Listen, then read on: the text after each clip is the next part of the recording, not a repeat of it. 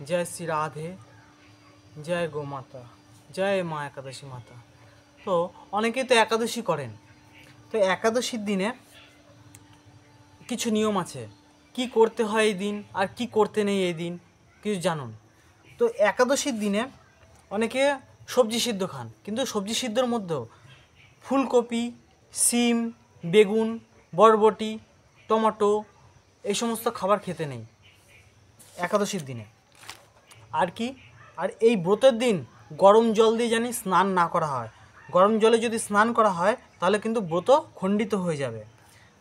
আর একাদশীর দিনে যখনই যেই ব্রতই করুন না কেন, আগে সংকল্প করতে হয়। তো এইভাবে সংকল্প করে, এইভাবে জল নিয়ে এইভাবে সংকল্প করতে হয়, সংকল্প করে তা একাদশী করতে হয়। আর যদি সংকল্প না করতে পারেন, ভগবানকে জানাবেন যে আমার আজকে একাদশী এই ব্রত করছি, যদি কোনো ভুল ত্রুটি হয়ে থাকে তাহলে আমাকে ক্ষমা করে দিন। একাদশীর দিনে যদি কিছু না খান সবথেকে ভালো, অতি উত্তম। আর যদি না পারেন জল খাবেন, আর যদি জল না পারেন তখন ফলমূল আহার করবেন, আর সবজি সিদ্ধ নিতে পারেন। ব্রতের দিন চুল, দাড়ি, নখ ইত্যাদি কাটবেন না, এবং কি কোনো স্থান সাবধানে থাকবেন যাতে কোনো স্থান ক্ষত না হয়ে রক্ত বের হয় একাদশীর দিনে। এগুলো খুব খারাপ, এগুলো মেনে চলুন। অনেকে একাদশীর দিনে ভিখারি আসলে তাদের চাল দিয়ে দিল, বাড়ির সবাইকে রান্না করে খাওয়ালো, অথচ নিজে ব্রত থাকে। এতে কিন্তু তার ব্রত হয় না, ব্রত খণ্ডিত হয়ে যায় এবং সেই পাপও তার গায়ে লাগে। কি বলছে, একাদশীর দিনে আমরা পঞ্চদানাশস্য খাই না। তো যদি খাই না, তো অপরকে যদি রান্নাও করে দিই তাহলে কী হবে? কারণ এই একাদশী মাতা বলছে যে এই পাপ পুরুষ পঞ্চদানাশস্যের মধ্যে পাপ পুরুষ থাকে। তো আপনি যদি নিজে না খেয়ে নিজে পুণ্য করে বেঁচে যাচ্ছেন, অথচ অপরকে খাওয়াচ্ছেন, সেই পাপ পুরুষ ভক্ষণ করে সে মানুষ পাপিত হচ্ছে, সঙ্গে নরকগামীও হচ্ছে, তাহলে কে করছে? আপনি করছেন। তাহলে সে তো ভাগীদার হচ্ছে, কিন্তু আপনার মাধ্যমে তো হচ্ছে। তো সেই পাপ কিন্তু ফল আপনাকেও ভোগ করতে হবে। তো তার জন্য একাদশীর দিনে আপনি যেরকম থাকেন সেরকম থাকবেন এবং অপরকেও চেষ্টা করবেন সেরকম রাখার। আর যদি না পারেন, না করলো, কিন্তু আপনি তাকে কিছু রান্নাবাড়ি করে সাহায্য করবেন না। এবং কি, যারা ভিখারি আসে তাদেরকে চাল দেবেন না, ফল দেবেন, ফল দিতে পারেন। ঠাকুরকে পোশাক দিতে পারেন, ঠাকুরের জন্য কিছু কমণ্ডল বা থালা বাসন এগুলো কিনে দিতে পারেন, ঠাকুরকে ফলমূল কিনে দিতে পারেন, ভিখারিদের ফল টল দিতে পারেন, ভিখারিদের পোশাক আশাক দিতে পারেন, এসব করতে পারেন। একাদশীর দিনে যদি বিয়ে পড়ে বা যারা একাদশী করছেন, ঠিক আছে, তাদের যদি ওই দিন জন্মদিন পড়ে বা বিয়ে পড়ে বা কোনো অনুষ্ঠান যদি পড়ে, তাহলে কি করবেন? তাহলে ওই দিন অ্যাভয়েড করবেন, একাদশীর দিনটা অ্যাভয়েড করবেন। কেন? আপনার ওই দিনে আপনি যদি পর্ব অনুষ্ঠান রাখতে চান তাহলে তো আপনাকে খাবার দাবারের ব্যবস্থা করতে হবে, কিন্তু পাপী পুরুষ সেই খাবারই থাকে। ওই জন্যই তো একাদশী করতে বলছে, যে ব্রত রাখতে বলছে। এই জন্য বলা হয়েছে যে ধরুন আমার জন্মদিন ইংরেজির তারিখ অনুসারে আজকে পড়ছে, তো আজকে একাদশী পড়েছে, তো আমি সেটাকে বাংলার তারিখে হিসেবে ধরে নেব, বাংলার তারিখ হিসেবে করব। কিংবা যদি বাংলার তারিখেও যদি সেরকম পড়ে, তখন আমি আমার জন্ম তারিখটা যেই তিথিতে যে নক্ষত্রে হয়েছিলাম সেই তিথি নক্ষত্র অনুসারে করব।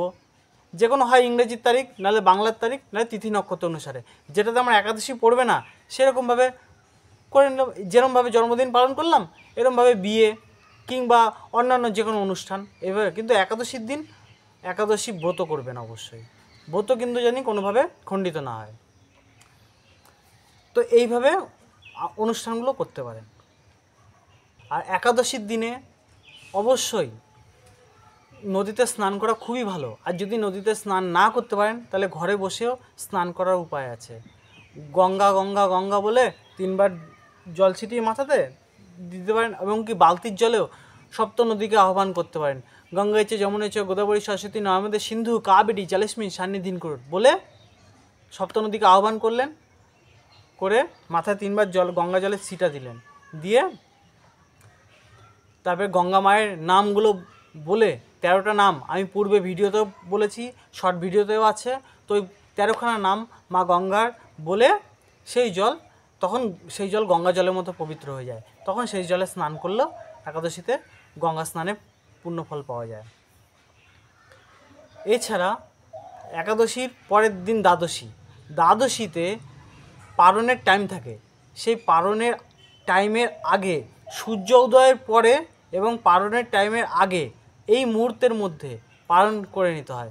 পারণ কি না, একাদশীর দিনে যে আপনি পঞ্চশস্য খেলেন না, সেই পঞ্চশস্যের মধ্যে কিছু গম থেকে তৈরি বিস্কুট, আটার রুটি কিংবা ধান থেকে তৈরি ভাত, ঠিক আছে, তো এই ধরনের কিছু ভগবানকে সেবা দিয়ে সেই প্রসাদ নিজে পাওয়া যায়। এইভাবে পারণ সম্পন্ন করতে হয়। আর পারণের যে মন্ত্র, সেই মন্ত্র আমি পূর্বের ভিডিওতে বলেছি এবং শর্ট ভিডিওতেও আছে। আবার বলছি পারণের মন্ত্র। ওং অজ্ঞানতি মিরাঞ্জস্য বতে নানেম কেশব প্রসিদ্ধ সম্মুখনাথ জ্ঞানোদৃষ্টি প্রদভব, এই বলে পালন করতে হয়। অন্ন প্রসাদ মুখে নিয়ে এই বলে পালন করতে হয়। একাদশী আমাদের তো আছে ধার্মিক মতে, একাদশী করলে কী হয়, অনেক পুণ্য হয় এবং শেষকালে মুক্তি পাওয়া যায়। অন্তিমেতে ভগবান শ্রীকৃষ্ণের বিষ্ণুদূত আসে আমাদের নিতে। তাছাড়াও সায়েন্টিফিক কিছু কারণ আছে একাদশী করলে কী হয়। সায়েন্টিফিক বিজ্ঞানও একে মেনেছে, যে কি বলছে, আমরা যে ডেলি খাবার খাচ্ছি না, সেই খাবার হজম হয় না। এর ফলে কি হচ্ছে, হজম না হতে পেটের মধ্যে অম্বল গ্যাস সৃষ্টি হচ্ছে এবং পেটে পাথর তৈরি হচ্ছে, ফিউচার অপারেশন করতে হয়, অনেক কিছু সমস্যা হয়। কিন্তু বিজ্ঞান বলছে যে যদি এরকম উপবাস থাকা যায়, একাদশী তো পরে 15 দিন অন্তর অন্তর একাদশী পড়ে, মাসে 2টো একাদশী পড়ে।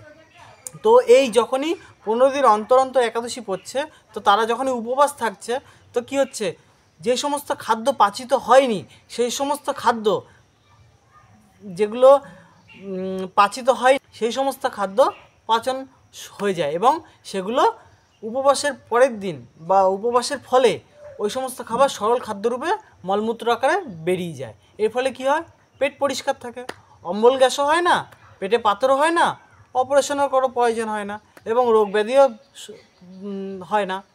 তো সুস্থ থাকতে গেলেও বৈজ্ঞানিক কারণে একাদশী করা অবশ্যই প্রয়োজন।